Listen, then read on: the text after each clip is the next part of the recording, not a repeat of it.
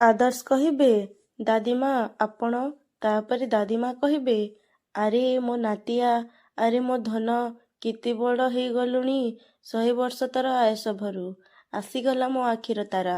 ଏମିତି କହି ଦାଦିମା ଆଦର୍ଶକୁ ପଇସା ଦେବେ। ତାପରେ ଆଦର୍ଶ କହିବେ, ଦାଦିମା ପଇସା ମୋର କ'ଣ ହବ?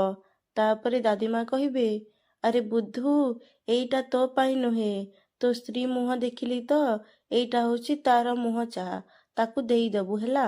ବଢ଼ିଆ ସ୍ତ୍ରୀଟେ ହେଇଛି ମୁଁ, ବହୁତ ସୁନ୍ଦର, ବହୁତ ସଂସ୍କାରୀ ବୋହୂଟିଏ ସେ। ଏମିତି କହି ଦାଦିମା ପଲ୍ଲବୀକୁ ଡାକିବେ ଆଉ କହିବେ, ଏ ଏଠିକି ଆସିଲୁ, ଆ। ତାପରେ ପଲ୍ଲବୀ କହିବେ, ଆଜ୍ଞା। ଏମିତି କହି ଦାଦିମା ପାଖକୁ ପଲ୍ଲବୀ ଆସିବେ। ତାପରେ ଦାଦିମା ତାଙ୍କ ପିନ୍ଧିଥିବା ଗୋଟେ ଗହଣା ଖୋଲିକି ପଲ୍ଲବୀକୁ ପିନ୍ଧେଇ ଦେବେ ଆଉ କହିବେ, ନେ, ଏଇଟା ହେଉଛି ମୋ ତରଫରୁ, ଦେଖିଲୁ କେତେ ସୁନ୍ଦର ଦେଖାଯାଉଛି, ସୁନ୍ଦରିଆଟା ମ। ତାପରେ ନିମ୍କି ଚା ଆଣି ଦଉଥିବ।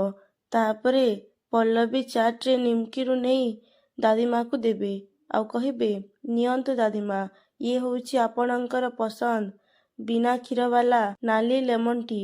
ତାପରେ ଦାଦିମା କହିବେ, ଆରେ ବାଃ, ମୁଁ ତ ଦେଖୁଛି ତୁ ମୋର ପସନ୍ଦ ନା ପସନ୍ଦ ସବୁ ନାତିଆଠାରୁ ଜାଣି ସାରିଛୁ। ଆରେ ବାଃ, ୟାକୁ ହିଁ କୁହନ୍ତି ବୋହୂ। ର ଟିକେ ପିଇସାରେ।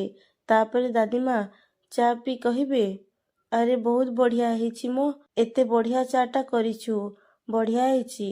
ତାପରେ ରୁବି ଦାଦିମାର ଲଗେଜ ନେଇକି ଆସୁଥିବେ ଆଉ ଥକିଯିବେ।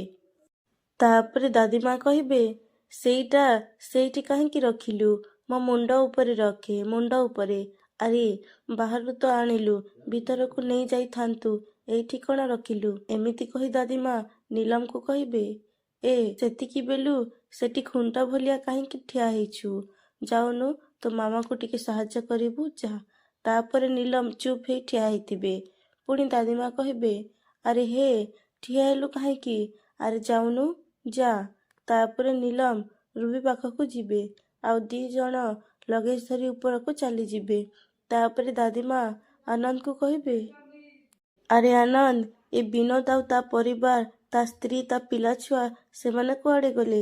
କାହିଁ, ସେମାନେ ତ ଏଇଠି କୋଉଠି ଦେଖାଯାଉ ନାହାନ୍ତି। ଏମିତି କହି ଦାଦିମା ରିମଝିମକୁ ଦେଖି କହିବେ, ଆରେ ଏ କିଏ? ଇଏ ମମତାର ବୋହୂ ରିମଝିମ ନା?